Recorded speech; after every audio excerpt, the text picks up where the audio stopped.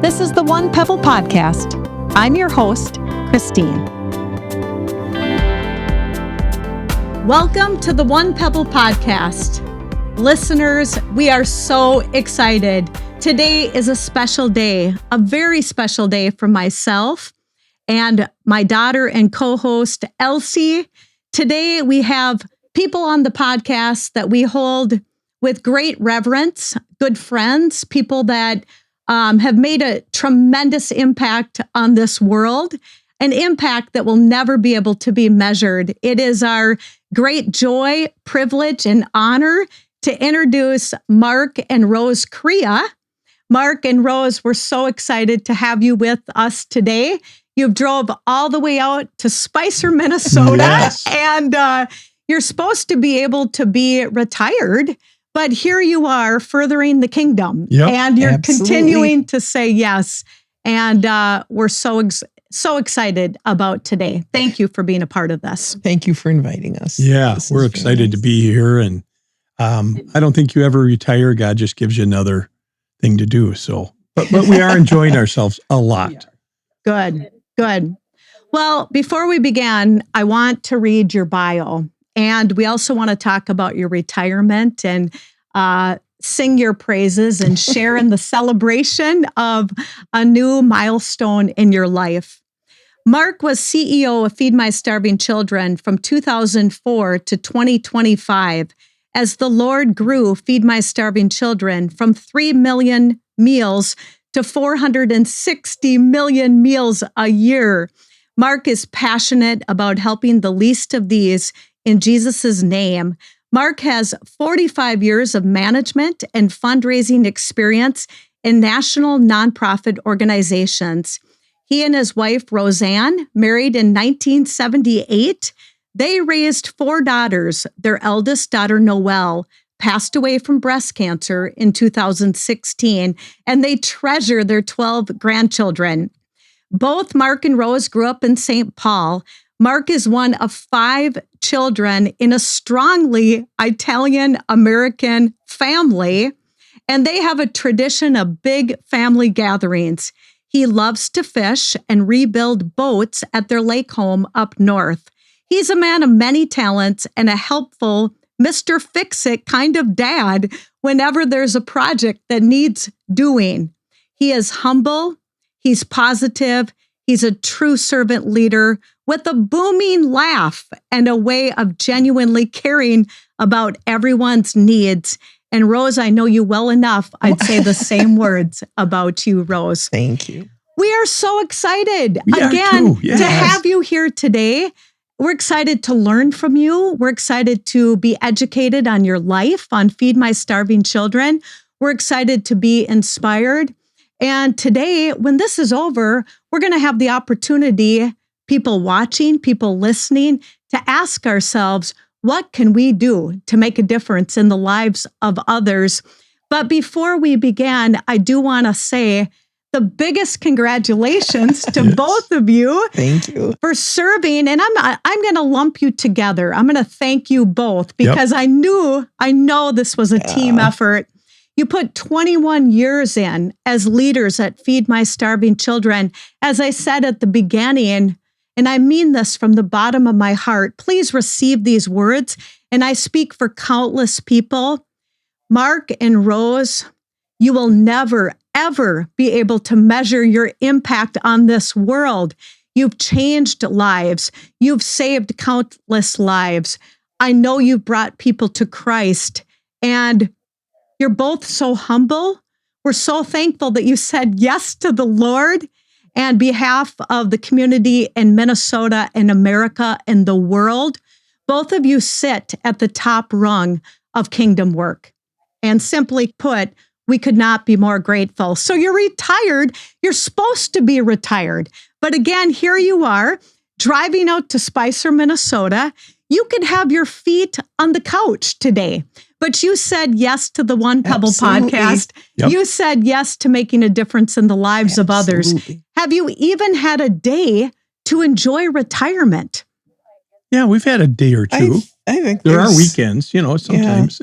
but this we don't look at this as work. This is just part Absolutely. of continuing to show Christ's love to people around the world, and it's exciting work. And we really do look forward to doing some other things too.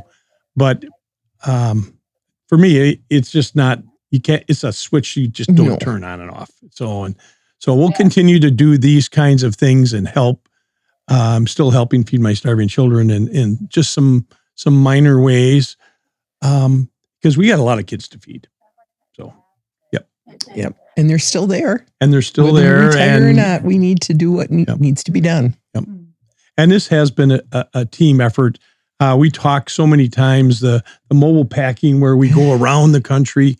I mean, that started. We were a small organization, and we just we'd say, hey.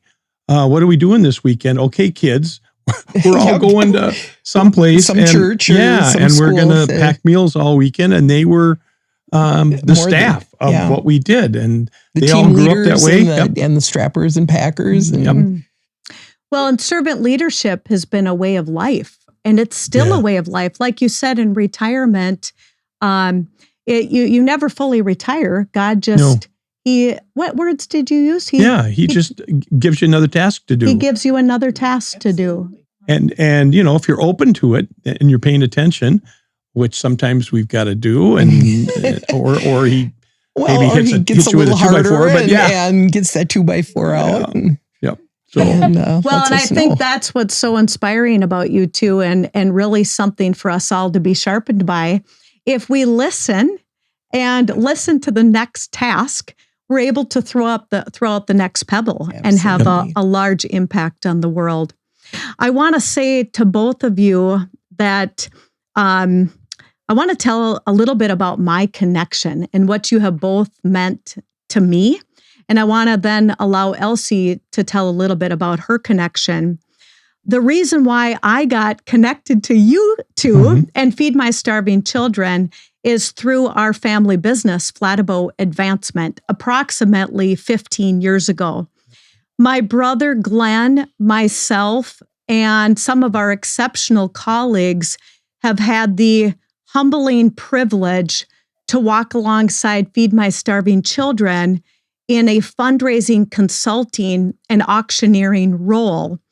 I have been able to help in Chicago and Minneapolis on and off as your auctioneer over many, many years. But as well as serving in that role, it's brought us tremendous joy as a family to pack food.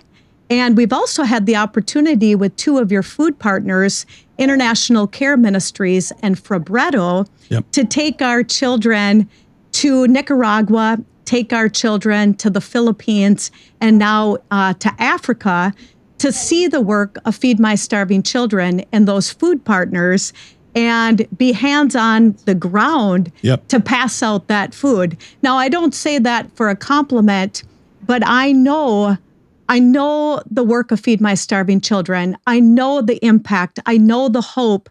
I know the lives that are changed and saved.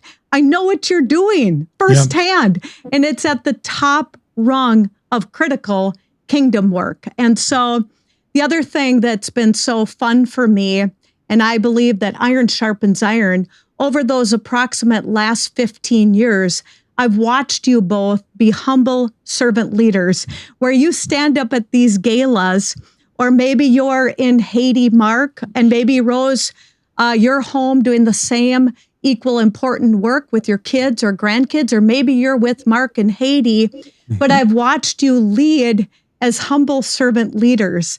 And I think for myself and the listeners, that is what is so inspiring, is you've said yes, you put your courage ahead of your fear. You might be wiped out and tired, but you keep saying yes to the Lord. We're going to come back to that because I'm curious as to some of those yeses. But before I have you answer a question for me, Elsie, why don't you explain to our listeners today your excitement and your connection to Feed My Starving Children? Yeah, so I actually get to tell my story every day in a small way to volunteers.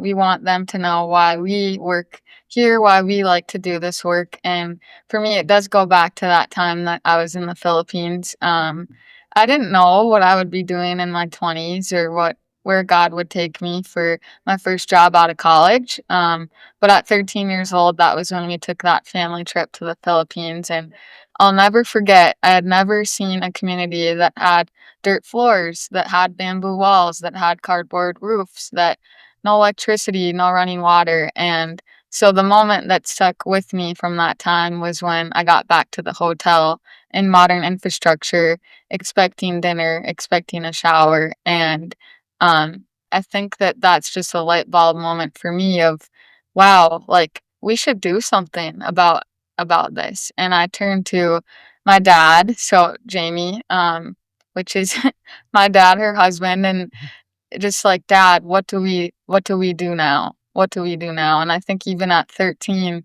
I really, really, really wanted to do something about what I had seen. But obviously I didn't know, where I would go. I went to high school, graduated college, and all of a sudden I was applying to nonprofits in the Twin Cities, and this was just the door that opened. But it's been an incredible opportunity to just know that you're a part of something bigger than yourself. And every day you can leave knowing that you're feeding kids. So no one's perfect. We all are just showing up as we are. But what a opportunity, what a privilege to get to serve. So Thank you, Elsie. And it's so fun for me as Elsie's mom to hear her joy. She'll call most days and say, Mom, Dad, Harris, her brother, I get to be a part of something. I'm so a teeny part of something so much bigger than myself. I get to feed kids, and the purpose that she feels at Feed My Starving Children, that we get to do something about this. And so, Elsie, it's been so fun for our family to have you be a part of something that we're so passionate about. Rose and Mark, I want to go back to you growing up and your childhood, and then kind of in your adult life in approximately 5 minutes.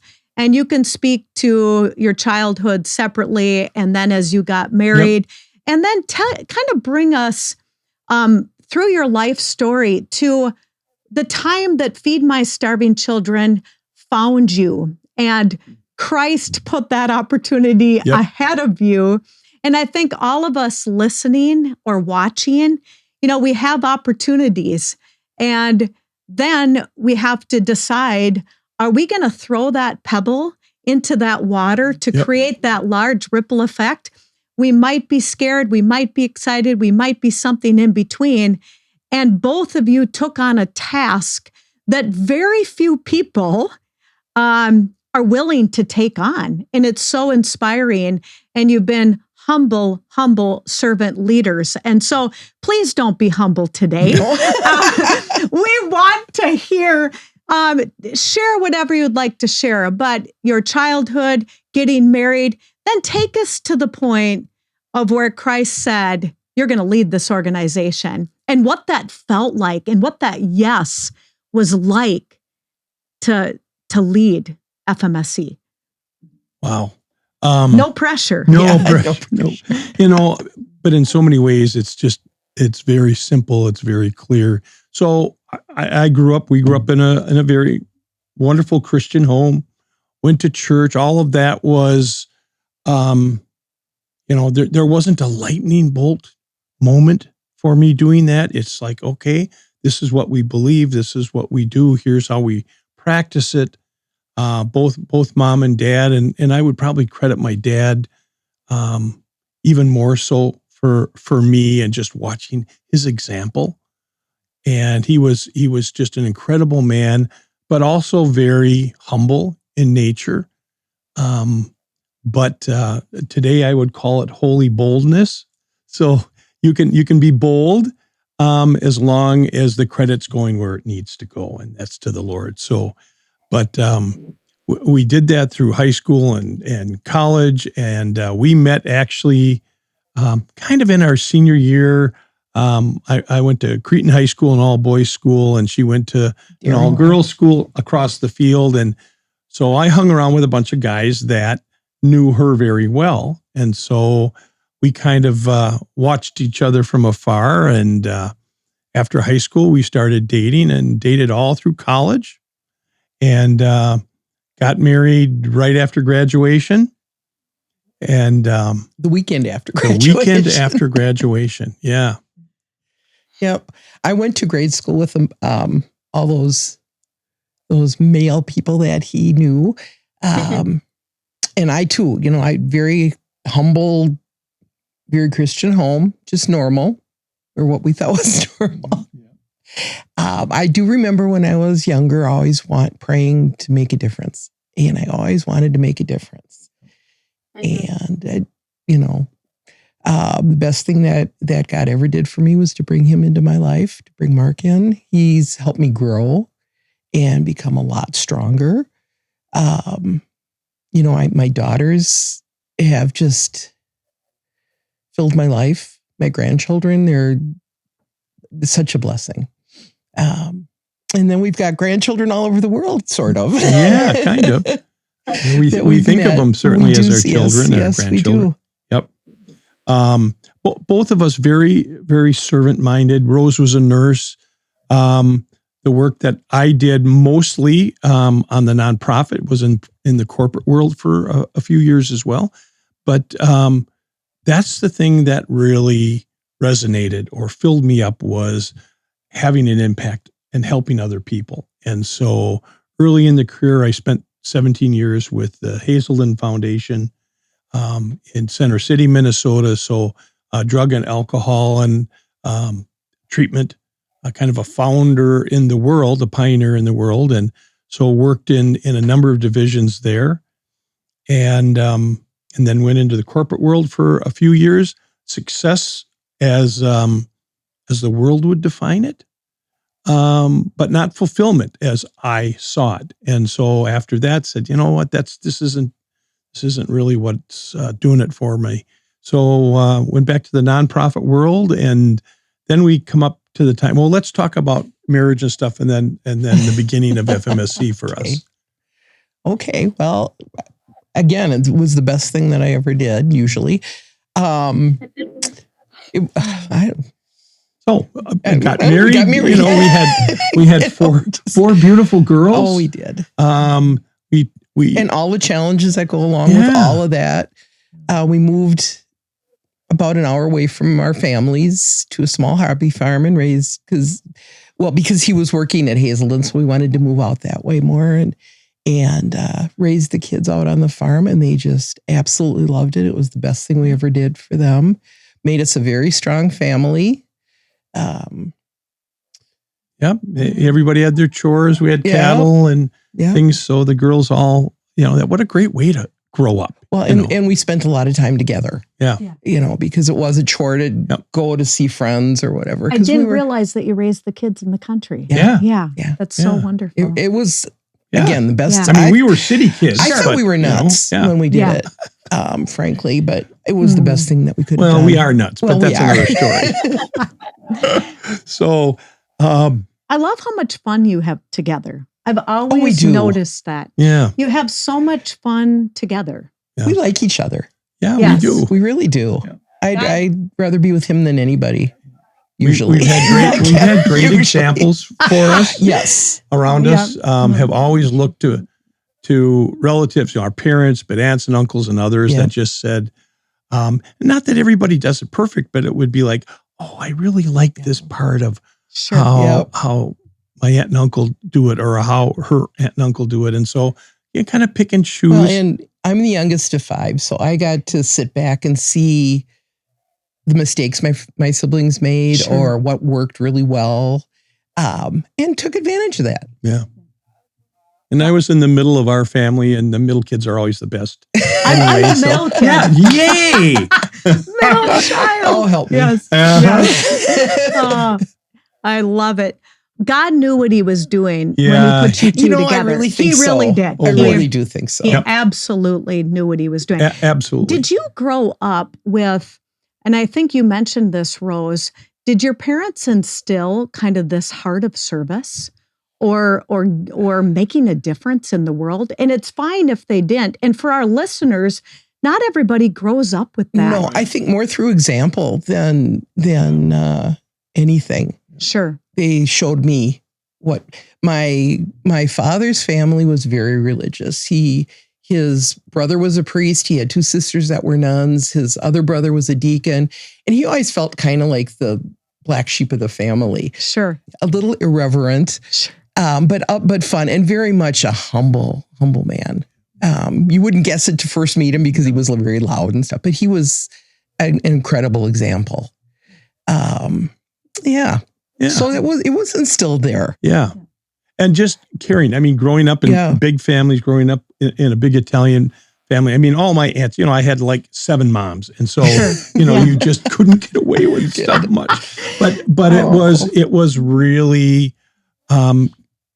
care focused. They were always doing things to support each other and help each other. And my dad, we just worked so hard, 7 days a week, 6 days a week, just, taking care of his family. And, that wasn't uncommon when we grew up, but the focus was clearly there. Yeah. Well, and you grew up working hard, putting your head down, and you couldn't think too much about yourself because there was absolutely not. Too many people and too much to do. Who cares what you want? You couldn't think too much about yourself. Yep. Now bring us to Feed My Starving Children. Did you find them? Did they find you? And then what did it look like as you had this opportunity in front of you? I'm so intrigued by people that say yes to that big of a calling. But it's clear to me that Christ chose both of you for such a time as this. And I think at a time, and I can look back now and say, oh, this is the path the Lord had us on. Yeah. Here's the things we learned. Here's the things we liked or didn't like. So I would go back a little bit in time to when I thought I understood what I needed for my career, for what we were doing, and so kind of pursued the for-profit. And nothing wrong. This is the greatest country in the world. But for me, it was like, okay, Lord, I got this. I'll get back to you when I need you again, right? And so pursuing that for several years, saying, okay, the world would say all of this is a great success. But it wasn't. I mean, inside it wasn't the right thing. And we knew it, we felt it. And so it was, I think, an important and necessary lesson for the Lord to say, okay, smart guy, figure it out yourself and see how well. And on the other hand, God gives us all our talents, right? And if we're in alignment and we're using them for his purposes, your life is going to be so much better. And so coming up to Feed My Starving Children, this goes back to what I called their born again moment as an organization. So started as this little Christian organization, started to grow and feed more kids.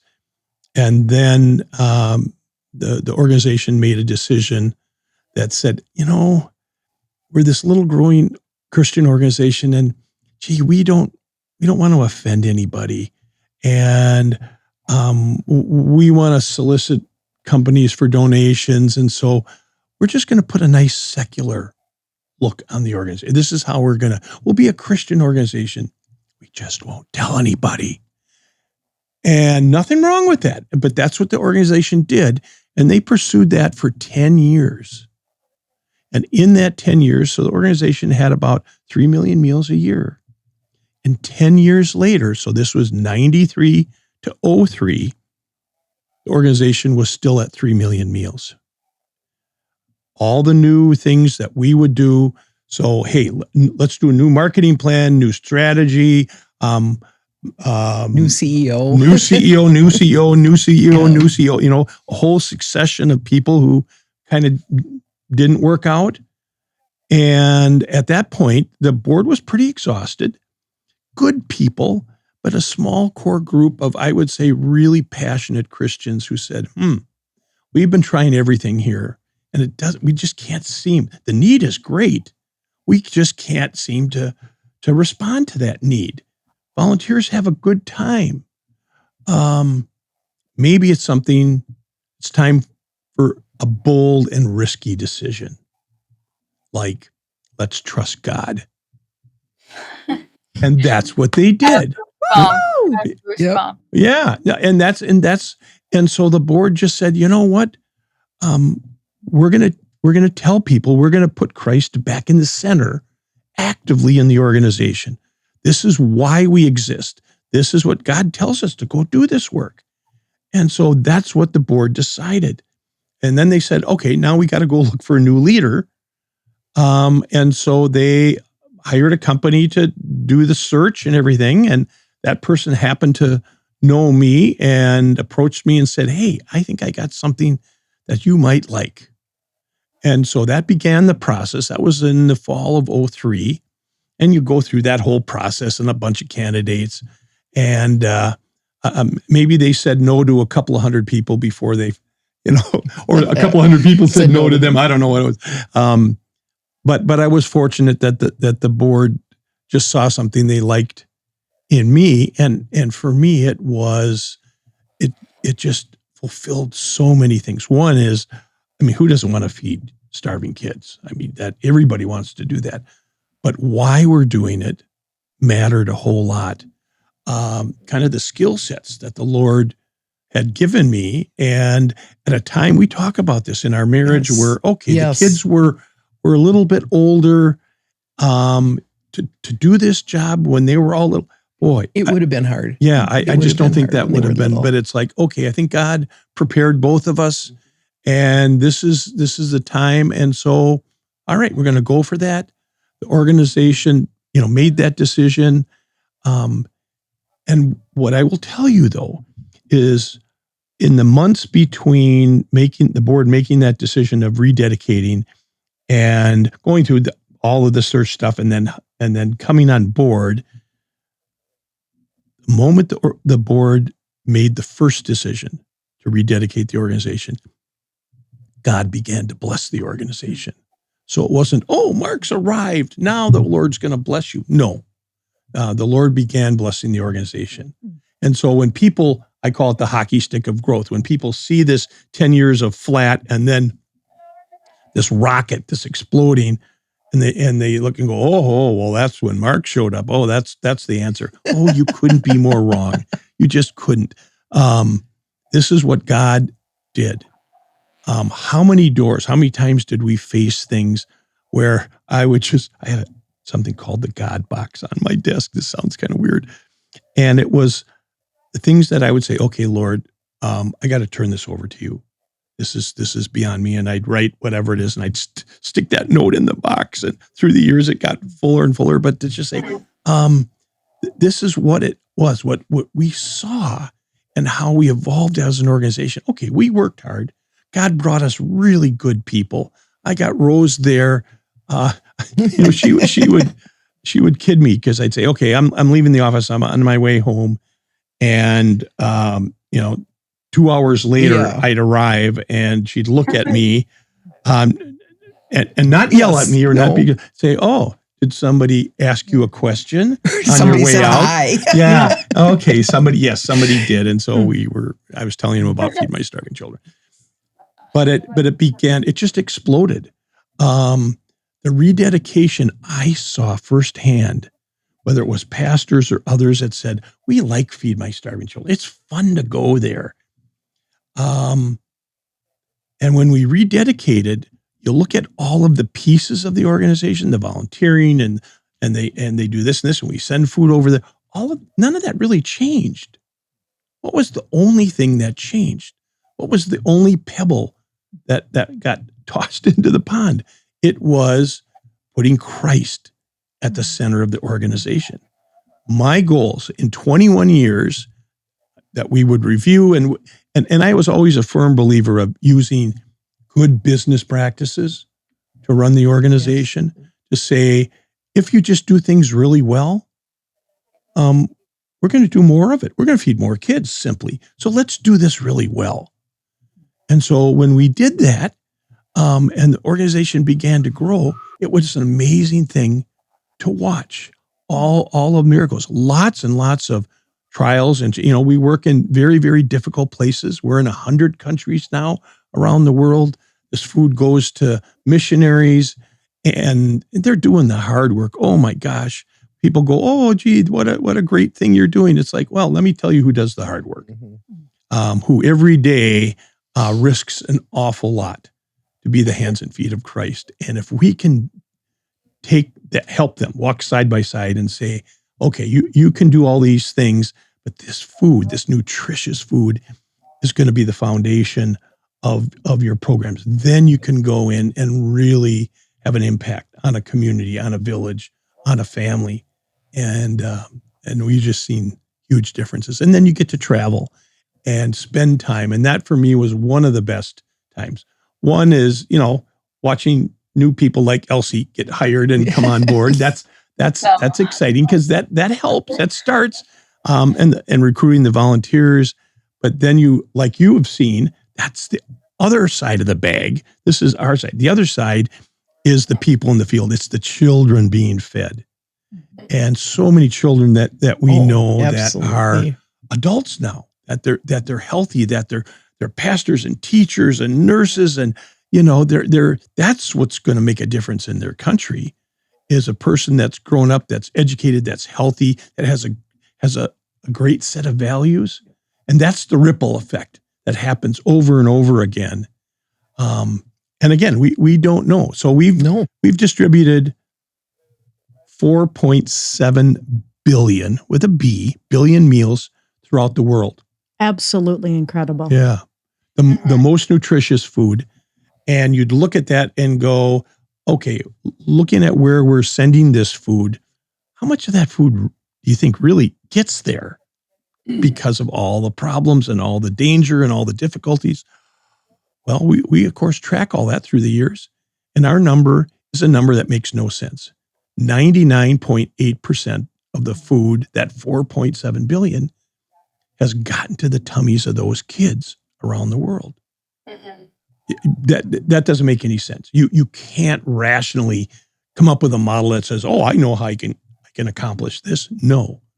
And then we get to see God's hand, because absolutely. We pray over the food, right? Elsie, every time we pray over the food when we ship it in a container, and God protects this food, and God wants his kids fed. And we watch. We're good. Our partners are really good. That doesn't take you to 99.8%. I don't know what takes you to, something short of that. And then God's protection does the rest. Something that I just love about both of you. And by the way, I'm going to get a God box. I'm getting myself a God box. I was just thinking I need one too. Yeah. But you two, you could be all these statistics and growth. You could be giving yourself credit for that. And instead, you're the complete humble servant leaders that I know. You give all glory to God. You've worked tirelessly, both of you as a team, for the last 21 years on this effort. Yep. And here, still at the end of the day, you say all glory to God. Absolutely. And I just thoroughly admire that about both of you. And I think with that leadership, Christ has said, I'm going to continue to bless this organization, bless this. You have modeled, and within the organization, you have an amazing culture where you pray over the food and all glory to God. Yep. Something I want you to explain to the listeners or viewers, maybe if they knew nothing about Feed My Starving Children, pretend that you were in a elevator for 2 minutes or less. Okay. How 2 would minutes, you Mark. tell them? Elsie knows, I know, you know, but we're so close to the organization. How would you tell your listeners about this amazing organization? Okay. So Feed My Starving Children, as a relief organization around the world, is very, very unique.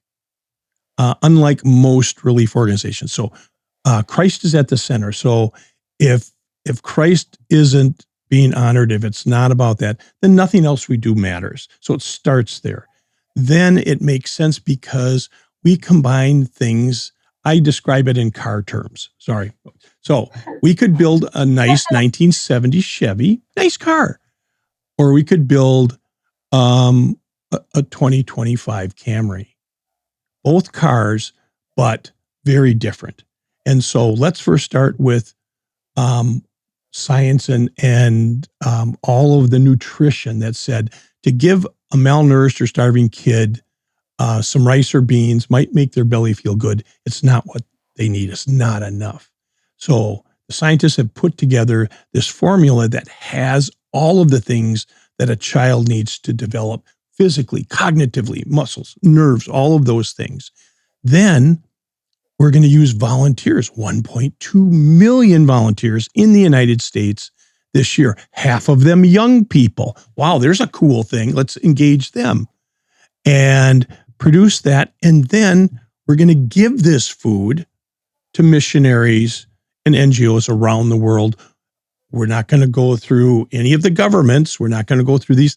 You know what? That's fine. We're not going to do it. We're going to get it in the hands directly of the people who are caring for the kids. Now, it might be a school feeding program. It might be an orphanage. It might be a clinic. However it's happening, they're there on the ground and they're delivering this food and they're bringing then the other things that in the United States we'd say are, the sustainable things. Well, how can I build a church, build a school, put kids in school who haven't eaten in 3 days? Who cares? They're not going to learn. Let's give them 29 cents a meal of this highly nutritious meal. And then we just see this. JJ, our new CEO, was recently in Uganda up in a refugee camp in the northern, close to the Sudan. And this is a refugee camp of people, mostly Sudanese, who've fled Sudan and South Sudan. And they're eating our food. So just in that camp alone, we're feeding 20,000 kids a day. They're eating our food, and they're going to school there, and they do the government tests like everybody else. Well, these kids, who most of them didn't speak the language, that are coming here, that are in a refugee camp, guess what? They're testing among the highest students in the country. The government looks at that. I know this is more than, it's a long elevator ride. I love it. I love it. I love the passion. You keep going. He does. So the government looked at this and went, oh my gosh, we mistakenly must have put the best teachers in the country in this refugee camp. This doesn't make sense. So they pulled all the teachers out and put them in the regular public schools and put some new ones in there. And guess what happened? Nothing other than the kids being top performers. So, maybe it wasn't the teachers. Maybe it wasn't the curriculum. Maybe it wasn't. It was the fact that these kids were healthy. So they could concentrate. So they could they could study well. And all of those things led to a development, a progress that is possible or so difficult without the right nutrition. And so you look at all of those things. I describe us as being weird as an organization, but it's a great, powerful thing. And again, the glory, when I would bring food somewhere, so you're in Sudan or you're in the Philippines or in Laos or wherever you are, and you put this food in the hands of a mom, who are so powerful for me. Moms are just like the force on this earth. And now she has food for her kids, which is almost always her top concern. How do I feed my kids? How do I keep my kids alive? And you do that. So if you don't do that, you just go in there and say, you know what? God loves you, and I'm going to give you my best sermon. Not likely you're going to hear me because of your circumstances. Now let's go in there, be Christ's hands and feet, and let's meet your basic needs and feed you and your family. Then that opens the door. our partners say all kinds of wonderful things like, your food is the little key that opens the big door. Things that just, for us, allow us to be that catalyst, and then God comes in. And it's an amazing thing to watch when a mom looks at you, because her babies are now alive, and said, God bless you for feeding my babies. I didn't feed her babies. That's what the volunteers did. That's what the people who donate so we can buy all these ingredients. We're just the catalyst, and then the partners are doing the really, really important work. You have incredible passion. Just this past January, my husband's son and I were in Africa with International Care Ministries, passing out Feed My Starving Children food. And I can't even articulate, but echo what you said, Mark, when those moms or dads, when those kids get that food, the look in their eye, their joy, their excitement, their hope, it is a feeling like none other. And I just, I have like 100 questions I want to ask you, but Elsie, I'm going to give you an opportunity. What question would you like to ask Mark and Rose? Well, it's just been so fun for me because even now in the background, our listeners probably hear the forklift running. I've heard a lot of beeping in the background, and I can hear lots of people out there. And what's cool is that you're talking about the hope on the ground, but this is a multifaceted thing where I've gotten to see that volunteers find hope in this work. And it's just Absolutely. a continual ripple effect of when people walk through the door, some people walk through the door not even wanting to be here, and they leave knowing that they made a difference. And so I just have found it so unbelievably unique that it's truly a ministry on both sides of the funnel.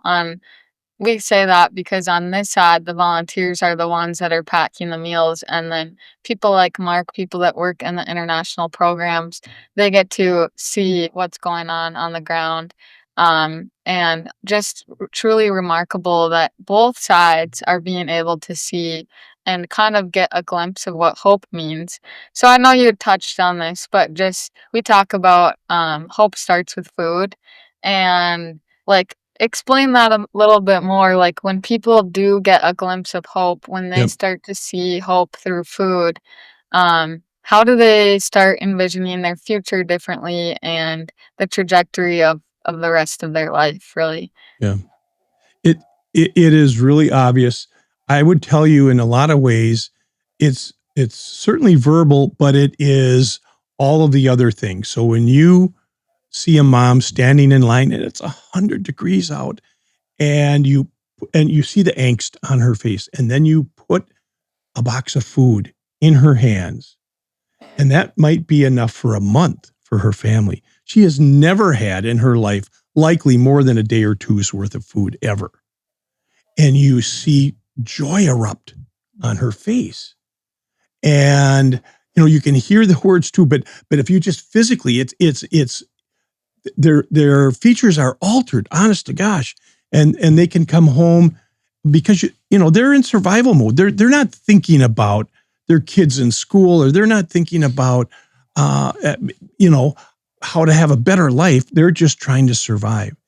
When we did a big program on the Philippines in Marinduque, we did a celebration at the end of this program. We reduced malnutrition on the island from about 18,000 children down to about 1,200 over a period of a couple of years. So drastically altered the island, which allowed them, once they were healthy, to do well in school, to do other things. And at the end, the Philippines love to have big celebrations. And so we had a big celebration. And I had two people at two times during the day, because you're going to celebrate from 7:30 in the morning till 9 o'clock at night. But this mom came up early in the morning, and she thanked me. She said, I just want to thank you because my kids are eating this food in school every day. And she said, I never thought my kids were smart. And now they come home and they tell me what they're doing in school. They show me the work they're doing. And she said, my kids are so smart. Of course they're smart. that hope, that changes everything for her. Later on in the day, a dad came up and they had started these community savings programs, and people would pool their money together so people could start businesses. And like ICM, the partners would have kind of like ready start businesses, different kinds people could do to just help. If you can take them from $1 a day to $3 a day, you've transformed their life. And this dad came up and said, I've got to tell you, before this whole program started here in the feeding, he said, I didn't care about anybody else. I didn't care about my neighbors. All I cared about is, how do I take care of my family today? That's where my focus was. He said, now I care about my neighbors. If my neighbor has a child that's sick, I want to do something to help them. And that's the hope. That's the change that said, it's gone from, I'm just, blinders on, I'm just focused here, to saying, okay, what can I do? The people, just going to the Lord because they've seen what the Lord is doing for them, just gives them a whole different perspective. It's so really, really powerful. Stories are so important for us, and they tell what we do in so many better ways.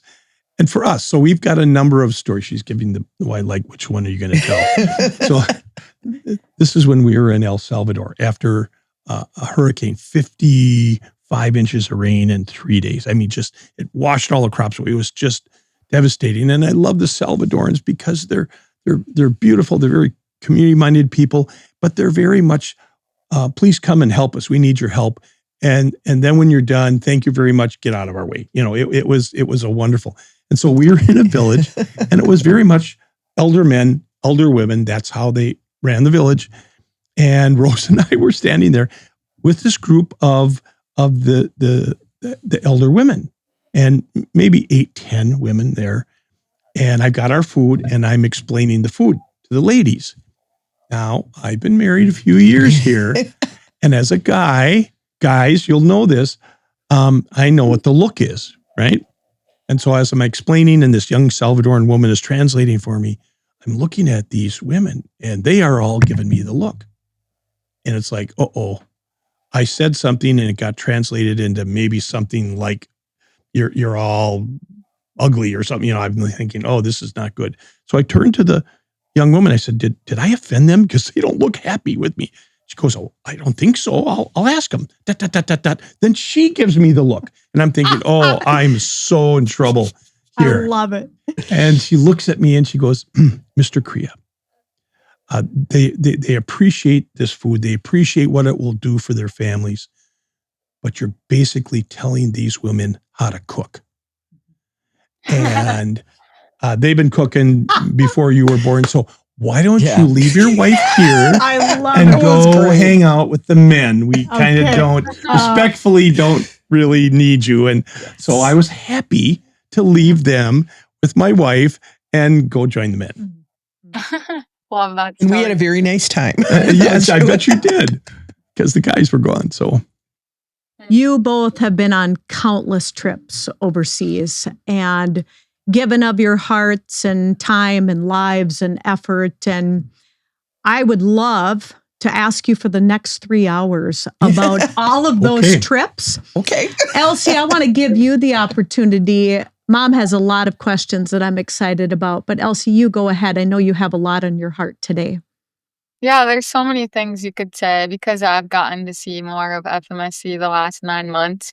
There's just, hundreds of questions you could ask. And I loved hearing what you shared about the rededication back to the Lord, because that's so evident. That's so evident. Like when I work a shift, we get to pray 5 times with volunteers because we have 5 sessions a day. So if you're local to Minnesota or other states that we are located in, come in, and it's an incredible opportunity to feed kids. And then you are invited to an optional prayer time after. So that was just truly like a great reminder for me that, everything we do here, it's really intentional that we want to dedicate it back to God. And that's been such a great experience. But I think for our listeners, we would like to share other ways that people can get involved. And I just wanted to say this. This is so random, but I'm wearing the new donation t-shirt.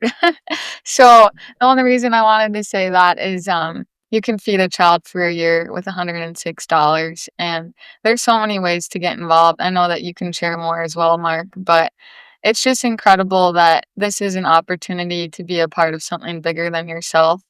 And yeah, what a privilege. So we want to inspire others how they can get involved with FMSC. I would go back to what this podcast is about, and that is the pebble that said, what are all the ripples? What happens there? And it's everything from the volunteers coming in and actually doing the work, but then helping us, whether it's, boy, if I could feed my kids every day for a year for $106 or $108, I'd be happy. But and then this nutritious meal, it's just an incredible piece to have for people to come in and do this work. People look to the food always to say, wow, that's really powerful. I agree.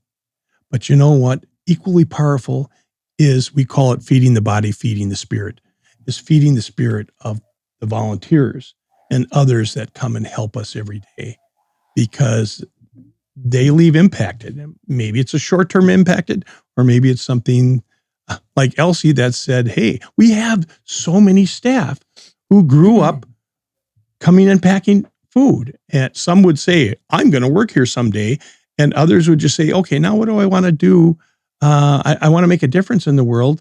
Well, come on here. And you can do that.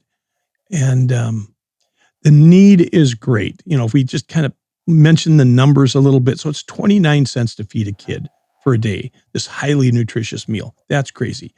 When people say, well, are you good stewards? Are you good if I give you a donation? Yes, we are. We're rated one of the top charities in the United States. 19 years plus, Charity Navigator 4-star rating. That just doesn't happen out there. You might win one once in a while, but you don't, not 19 years in a row. And so, but we work hard at that, because we know if we save another 29 cents, we're going to feed another kid. The need in the world is unlike I have seen in 21 years now. It's significant. So for a long time, the world was whittling down the starvation, the number of kids who were dying every day of hunger, until COVID hit. And then everything got turned upside down. And so now, if we're going to do 400 million meals in a year, our partners request how much food, our existing partners, from us every year. And so we make that commitment a year in advance, and they want 200 million meals more than we're going to produce. Mm-hmm. That's a tragic number. The good news is we've got the process, the ability to produce more. The biggest factor is, can we raise enough funds to buy enough ingredients? And like everybody else, the cost of our ingredients in the last 4 years has gone up a lot. And so it's kind of like buying a dozen eggs, but for us, it's rice and vitamins and those things. So we've had to deal with that and try to produce more food. The second thing is, because we have become so recognizable or more successful, because people, other missionaries would look at and go, why are your kids so healthy over there? What's going on? And they'd say, well, here's this food we're feeding. Okay, well, can I get some of that? So in the last 3 years, new organizations, not our existing organizations that we're sending 400 million, but new ones, we have had to say no over 3,000 times to 3,000 organizations in the last 3 years, because we simply don't have enough food. So can we impact the world even more? Yes, we can. We're poised. We're ready to do that. How do we do that? Well, the right kind of support will allow us to feed more of God's kids. We know He wants them fed. We know what He does to protect this food, and the difference it makes for kids, for people around the world. And so that's that's our charge. And through the years, I don't care what kind of a roadblock or what kind of obstacles or, the Haiti earthquake. I mean, you can look at all kinds of events in the world. Ukraine, we went from 2 million meals a year before for refugees before the war broke out, to 33 million meals going just to Ukraine, just to the refugees there. And so our ability to respond to tragedies around the world is significant. And so that's what we do. Well, and once you say, Mark and Rose, much work has been done, but there is tremendous, absolutely. staggering need. And for the listeners, we're asking you to, number one, consider praying for this amazing organization. We need your prayers most for the organization. The organization is doing amazing, but they believe in the power of prayer. They've been significant for Christ and his kingdom because of the power of prayer. So if we can partner with you listeners in praying, we're also encouraging you to go pack food with Elsie and her team. Wherever you desire. Whenever you desire. If you hear some background noise, Elsie is at Feed My Starving Children in Coon Rapids right now. And you can hear the forklift in the back. You can hear the volunteers in the back. You can hear the buzz in the back because people are excited. They can do something. So for you listeners, what you can do is we really want to encourage you to throw your own pebbles, make your own ripples, go make a difference. You can go pack for an hour and a half, or days on end. And when you leave that place, I love the feeling of packing. You know that you've been a part of something so much greater than yourself. And we all can do something to make a difference. So we're asking you to consider praying, number one, packing, volunteering, giving money, going and seeing the work on the ground. And Mark and Rose, something I want you to speak to.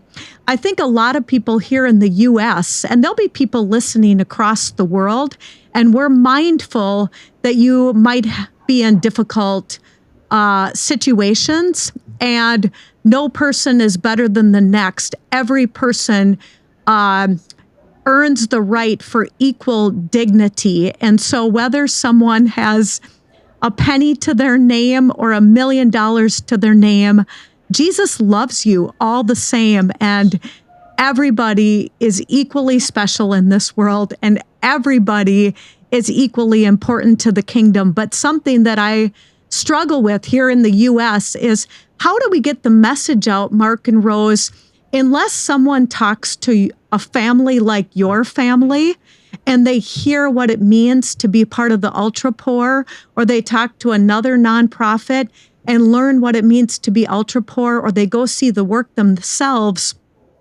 I can't blame people, a lot of people in this country, and I don't take lightly that we have our own poverty here in America, but unless someone talks to you two or other organizations or goes to see the work, it's really hard to understand.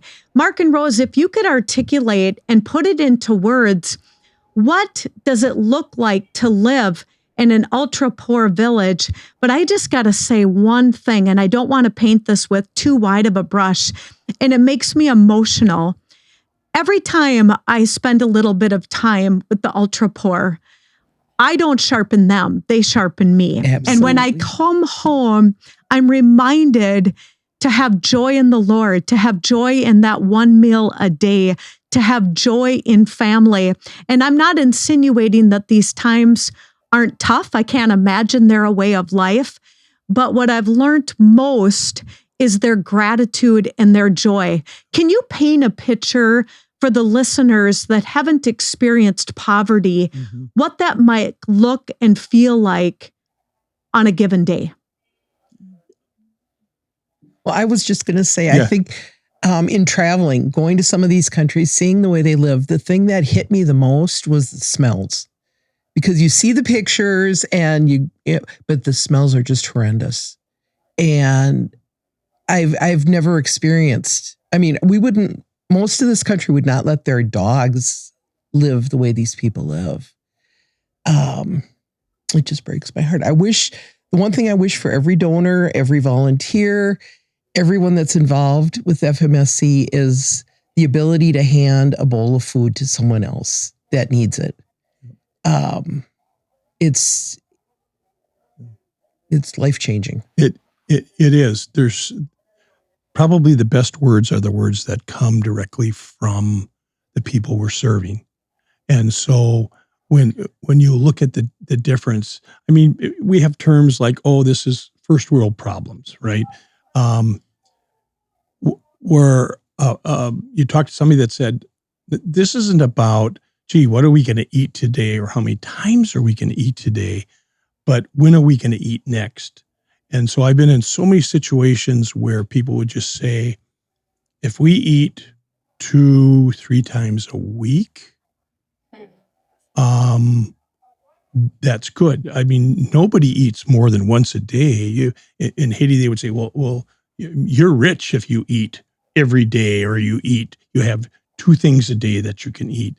It's just not part of what they do. You know, if you're earning just a little bit of money for whatever you're doing, how do you take that and buy something to eat for your family? You're not gonna, you got to live somewhere. You're gonna have to likely pay some of that. Well, how about water? Water's very difficult. Do you have to buy water, or do you have to walk 5 miles to get water? School might be free, but your kids need uniforms and they need notebooks and things. Well, even if that's $5 a month, you don't have that. Your kids don't go to school.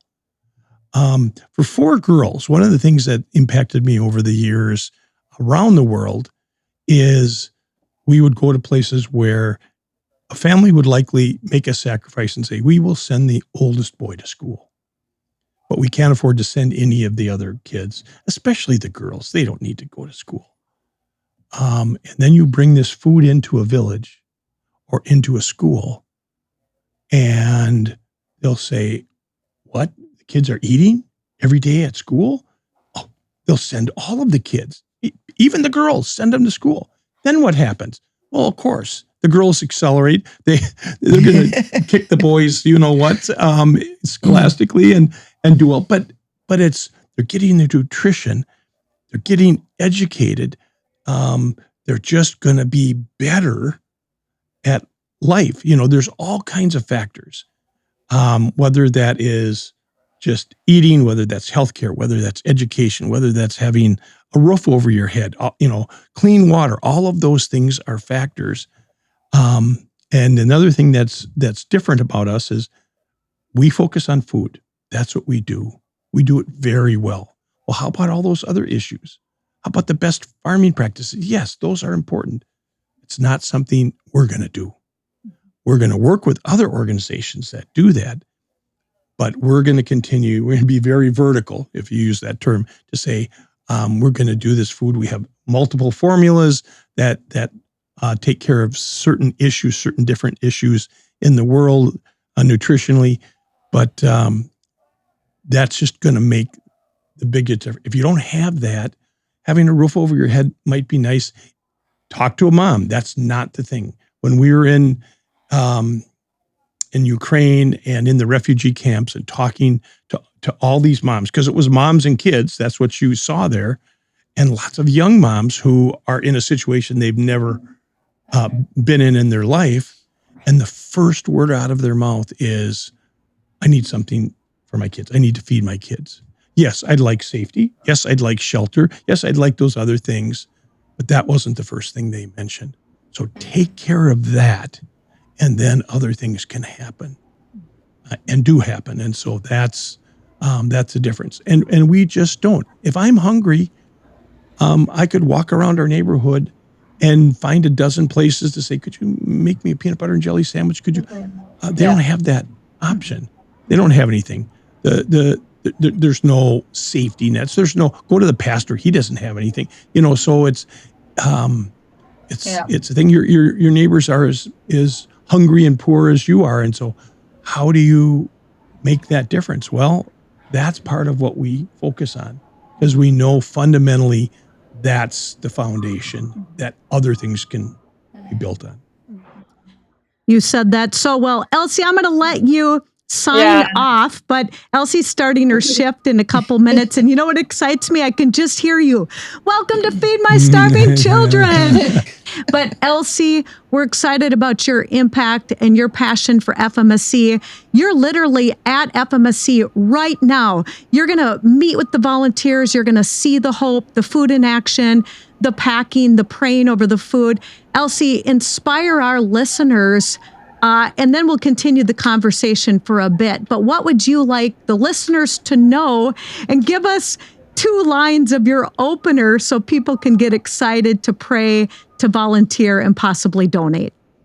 We actually covered almost everything that we share about who we are, what we do. The one thing that we bring up pretty much immediately is just truly the reality that the leading statistic of world hunger is that across the globe, 1 person dies every 4 seconds due to hunger-related causes. So I think that just kind of it puts you back like mentally of like how critical is this. And I try to challenge people, if you can think of anything more critical to human life than food or water, let me know. But I know that people walk out the door knowing they're saving lives, knowing that, like what Mark was sharing, you can start focusing on other things when you have food, but that's the basic need that we're trying to help people receive and help them. So yeah, I'm excited that I get to be here, and I'll probably hop on the forklift later today and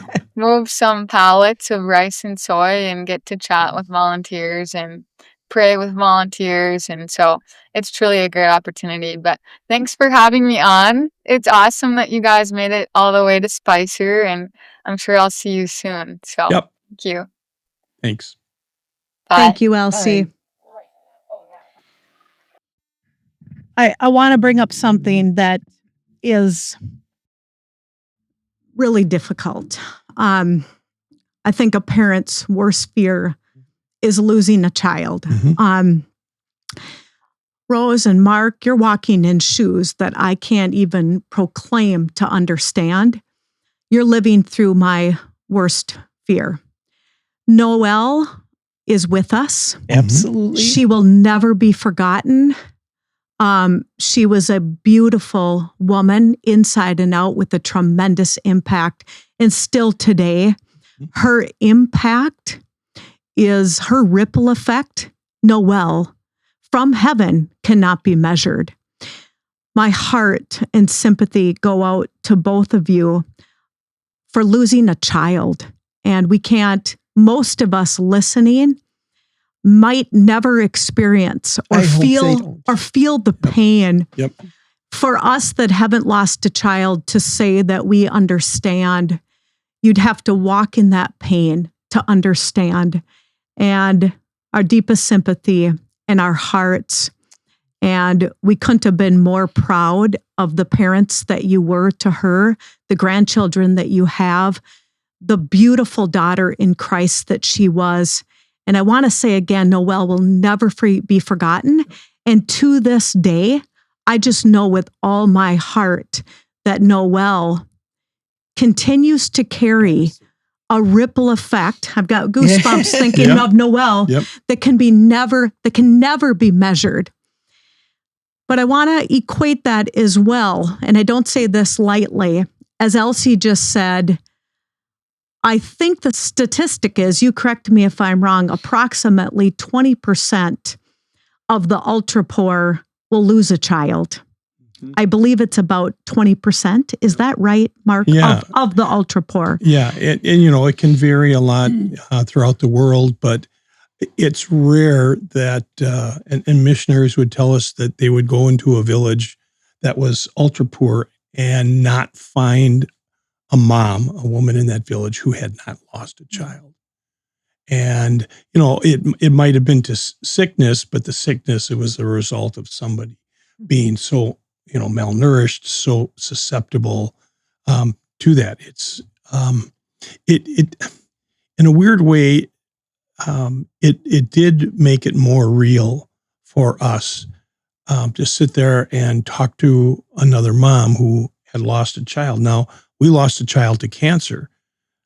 She lost a child to starvation. That's curable. That shouldn't have to happen. And that's why we're here to do that. Nonetheless, that loss, to say, okay, I understand that loss that you have, at least our version of it.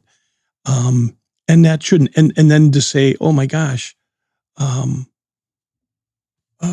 it's because you didn't have any food. When you were talking about that, there's always, my problem is there's just things that just flash in my head all the time. Go back to different trips, different stories. And I remember being in the Philippines and being in a garbage dump, which is an experience even beyond the ultra poor. It's like you're not on planet Earth, and you're seeing this very, very difficult stuff. And we were walking in, and the paths are narrow, and Filipinos are short. So I'm having to walk like this because there's clotheslines and all kinds of stuff running across from, and it's just little hut next to little hut all the way. And it was like a spider web. And so we walked in, and there was a pastor and a program at the center of this garbage dump where he was feeding the kids every day.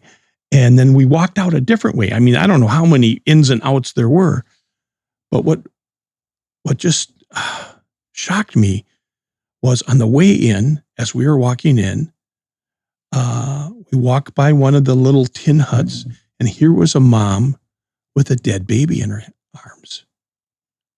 And so the missionary stopped and said, okay, what's going on here? What happened?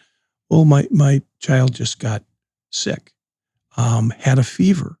And you looked at that child and you just said, well, you know what was a problem? She didn't have the food, the medicine. We'd go to the medicine cabinet or urgent care, and it would have been fixed. On the way out, we encountered another mom with a dead child. This one was in a little tiny casket, had died a couple of days earlier, a day or two earlier. And I just thought, if we spent the day walking in and out of all of the, how many deceased kids just now are here in this one place, on this one island, in this one country.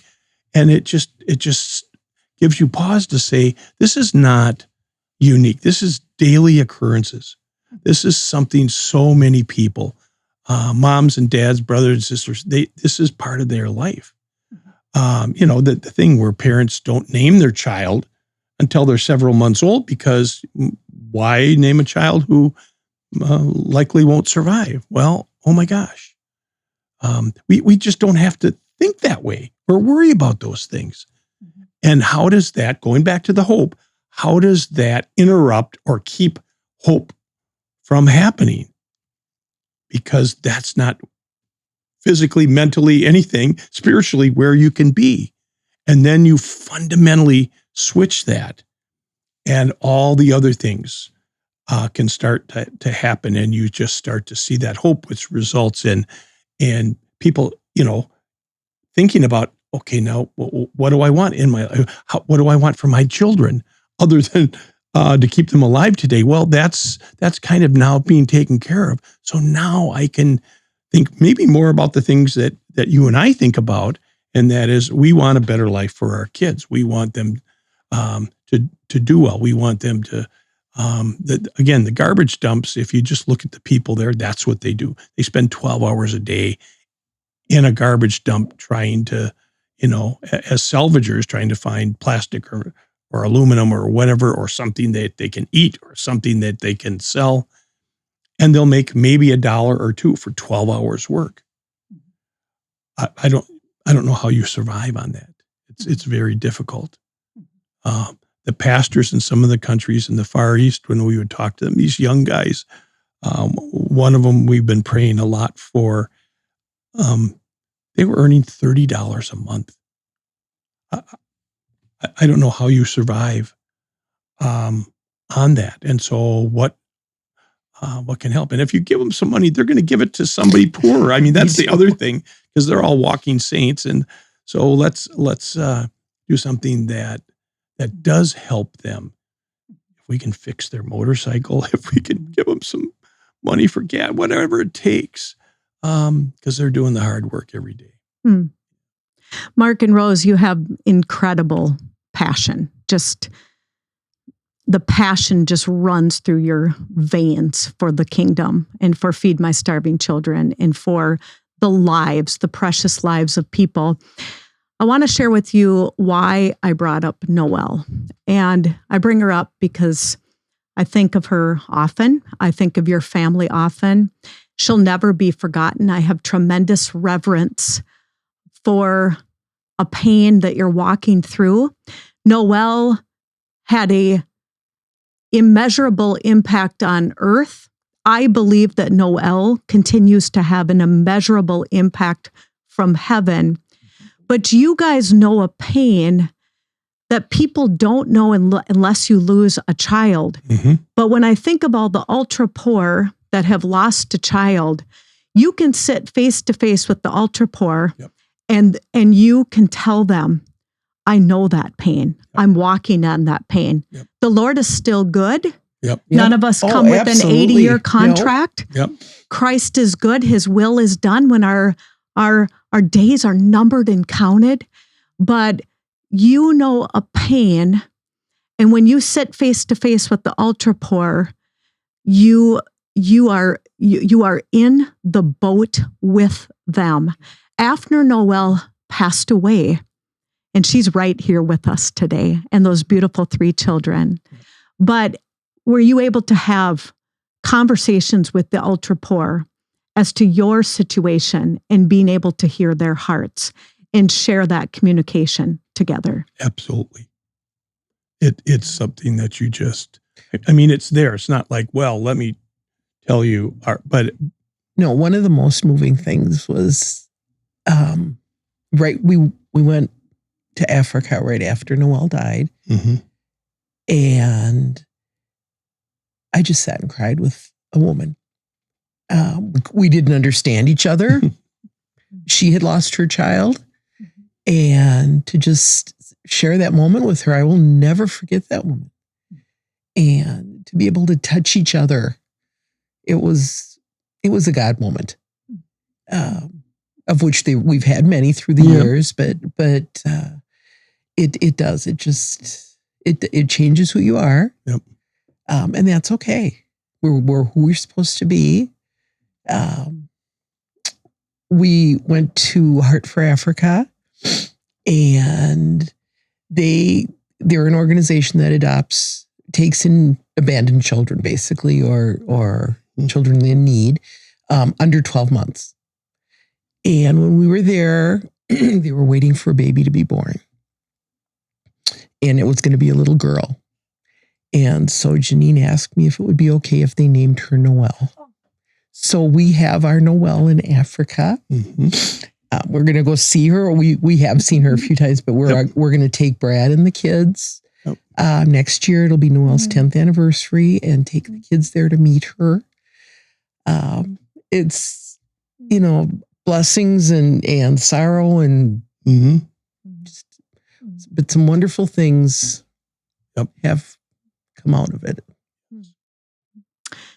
May the Lord continue to hold you too tight, so tight.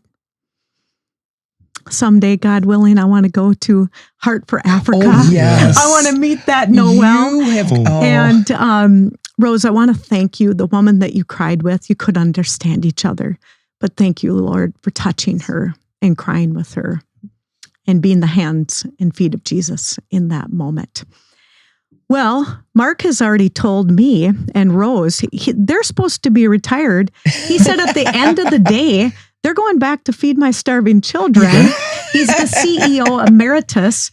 And instead of putting their feet up on the couch, this warrior team for Christ, you can't even stop them. So it's brought me tremendous joy. This is beyond an honor an absolute privilege, and I don't say this loosely. Please receive my words. I know I speak for countless people.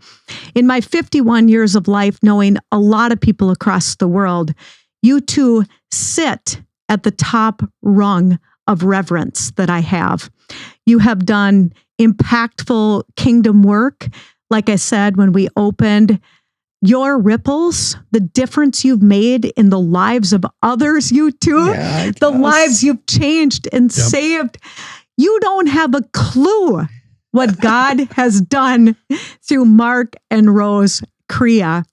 And the Rose and Mark that I know, they're just humble servants for the Lord. They just get up day in and day out, and they just keep loving on people and doing kingdom work. And so praise God that you said yes to feed my starving children. Absolutely.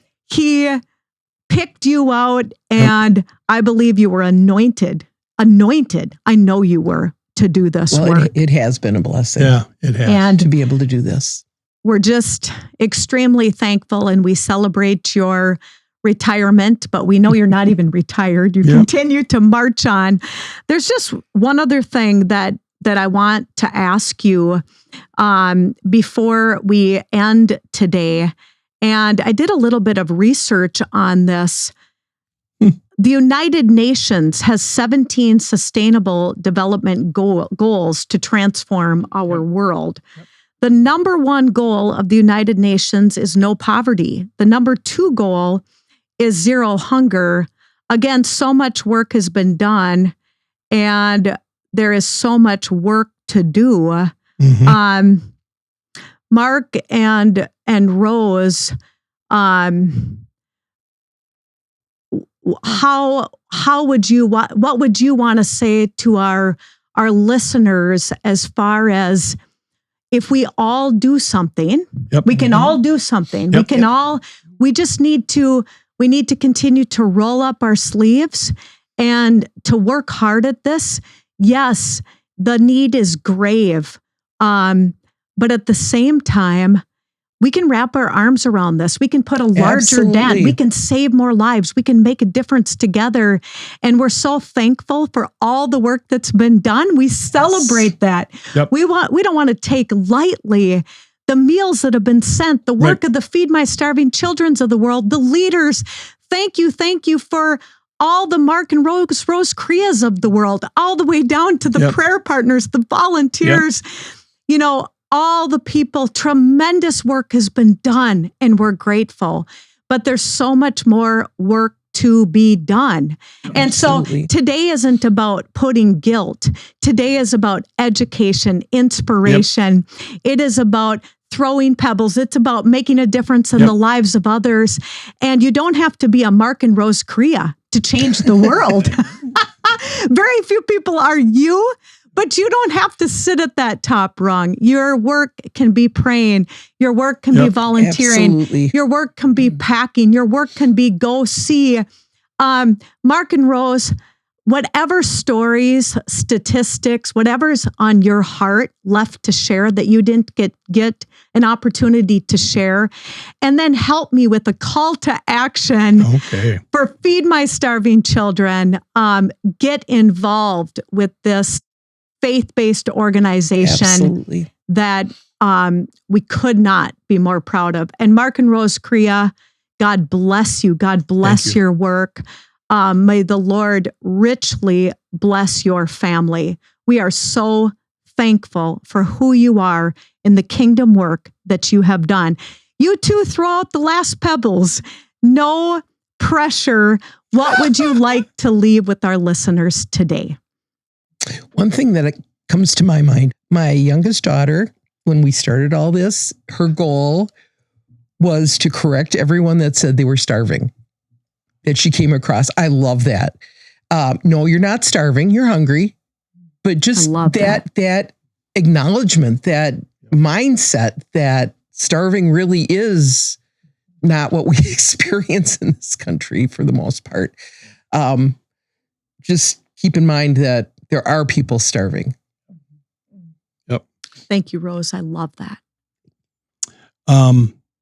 God put enough food on the earth to feed everyone. So it's not like, oh my gosh, we couldn't do this even. No, we can. God put that there. He just left it up to us to be the caretakers of that. And so I would just tell you, man screws up an awful lot around the world and doesn't do that very well. And so, for people who say, it's crazy, or, the younger generation, no. Have faith that this all is happening and can have an ever bigger impact. So first of all, pray. We're just, as an organization, as a couple, prayer just centers our life. You just simply can't pray enough. Give us your hands for a couple hours, for an hour and a half. Come on in and volunteer. And we have mobile. So if you're around the United States, we have mobile packs, so you can go on our website and look and see when's coming to Cleveland, or when's coming to an event's coming to Denver, or whatever. If you're where our sites are, we've got 8 of them right now. We're going to open some more around the United States. You get lots of opportunities. If you're in the Twin Cities, if you're in Chicago or Phoenix or Dallas, we're open 6 days a week, 12 hours a day, session after session. Elsie just said it, 5 sessions a day. Come on in and volunteer. Bring your family, bring your church, bring your work, bring your Boy Scout troop or your hockey team or whatever, we get all of that. That's just a wonderful way to do that. And then help us financially. Anything. It is the widow's mite here. 29 cents. I love it when kids will come in and they'll have a lemonade stand, or they'll just have raided their piggy bank, and the parents are standing behind them with big smiles on their faces because their kids said, here's $3. I want to just feed some kids, and the parents are like, it's like, well, Mom, Dad, you did a good job. You exposed this kid to things that are important, and look at the impact. Look at how they're thinking about this. And that difference is so powerful. In a lot of very difficult, oppressed places around the world, this is the light that begins to shine. This is the difference. I don't know, maybe the pebble gets to be a little bigger or something, but the ripples are there. We have seen them in the most remarkable ways, and the difference it makes for people. And so, big impact here. Just help us, and even doing a little bit is going to make a big difference. Feed one kid this great meal for a day. Wow, if everybody just did that, we'd be feeding a lot of kids. We're feeding over 1 million a day right now, 1.2 million. In the next couple of years, we would like to be feeding at least 1.5 million a day. Now, still a lot more work to do, but those partners, those places in the world are ready. You think our job is tough?